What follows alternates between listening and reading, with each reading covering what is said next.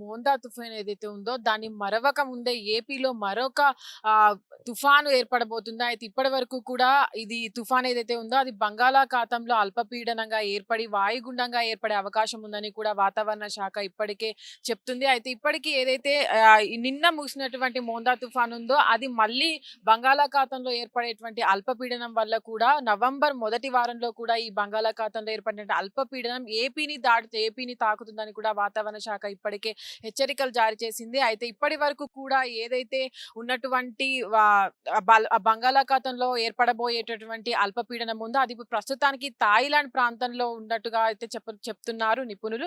అయితే దీనికి సంబంధించి ఇది ఆ అల్పపీడనంగా ఏర్పడబోతున్న రోజుల్లో కూడా ఏపీలో భారీ వర్షాలు కురుస్తాయని, అది దాదాపుగా తుఫానుకు దారి తీయొచ్చని కూడా చెప్తున్నారు.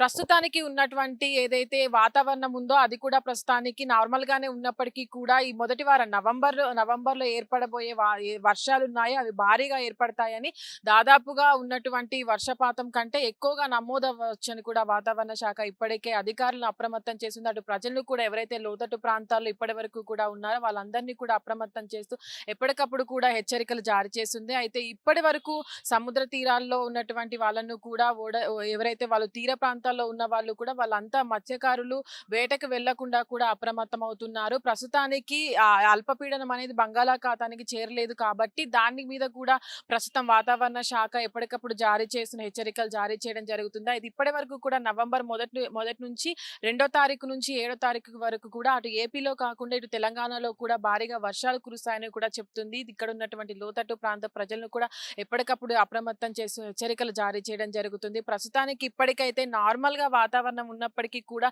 దీనిపైన ప్రజలు ఎప్పుడు అప్రమత్తంగా ఉండాలి. ఎందుకంటే మోందా తుఫాన్ అనేది కూడా దాదాపుగా బంగాళాఖాతంలో అల్పపీడనంగా ఏర్పడి తర్వాత వాయుగుండంగా మారిపోతుంది. అన్న తర్వాత కూడా అంత భారీగా వర్షాలు కురిసి అది తుఫానుగా మారి పంట పొలాలను కూడా నాశనం చేసిన పరిస్థితి మనం గత వారంలో చూసాము. కానీ ఇది ముందుగా అలర్ట్ అయ్యి అల్పపీడనం ఏదైతే ఉంది ఇది భారీగా ఏర్పడుతుంది అవకాశం ఉంది కాబట్టి ప్రజలు కావచ్చు, అటు రైతులు కావచ్చు, అధికారులు కావచ్చు అప్రమత్తమయ్యి ముందే జాగ్రత్తలు తీసుకోవాలని కూడా వాతావరణ శాఖ ముందుగానే హెచ్చరికలు జారీ చేసింది. చూడాలి మరి ఈ వారం రోజులు ఏదైతే 2వ తారీఖు నుంచి కావచ్చు 7వ తారీఖు వరకు కూడా వర్షపాతం నమోదవుతుందని చెప్తున్నారు. ఇది ఏదైతే ఇప్పటి వరకు థాయిలాండ్ సమీప తీరంలో ఉన్నటువంటి అల్పపీడనం ఏదైతే ఉందో అది బంగాళాఖాతానికి చేరినట్లయితే అది అల్పపీడనంగా మారి అది తర్వాత ఏపీకి చేరుకున్న తర్వాత తెలంగాణకి వచ్చే అవకాశం ఉంది. కాబట్టి గతంలో ఏర్పడినటువంటి మోందా తుఫాను కూడా అది ముందుగా వేరే బంగాళాఖాతంలో ఏర్పడిన అల్పపీడనం వల్ల ఏపీ నుంచి తెలంగాణ నుంచి ఛత్తీస్గఢ్కు చేరిన పరిస్థితి మనం చూసాం. అట్లాగే తమిళనాడులో కూడా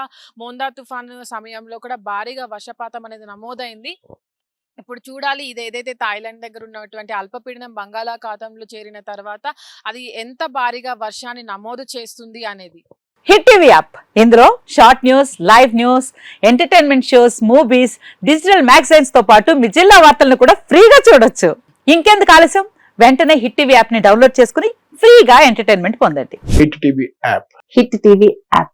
please download hit TV app. Hit TV app ని ఫ్రీగా డౌన్లోడ్ చేసుకుని ఎంజాయ్ చేయండి. మీకు నచ్చిన ఎంటర్టైన్మెంట్ కోసం హిట్ టీవీ యాప్ ని ఫ్రీగా డౌన్లోడ్ చేసుకుని ఎంజాయ్ చేయండి. హిట్ టీవీ యాప్ ని డౌన్లోడ్ చేసుకుని ఆస్వాదించండి, ఆశీర్వదించండి. ఇంతమంది సెలబ్రిటీలు హిట్ టీవీ యాప్ ని డౌన్లోడ్ చేసుకోండి అని చెప్తున్నారంటే ఎంత మంచి యాప్ ఆలోచించండి. అమెరికాలో చదవాలనుకునే వాళ్ళకి విశ్వసనీయమైన పేరు మన శౌర్య కన్సల్టెన్సీ. UK లో 1 year masters, 2 years work permit up to 5 years visa. Contact Saurya Consultancy. Contact 89851 89851.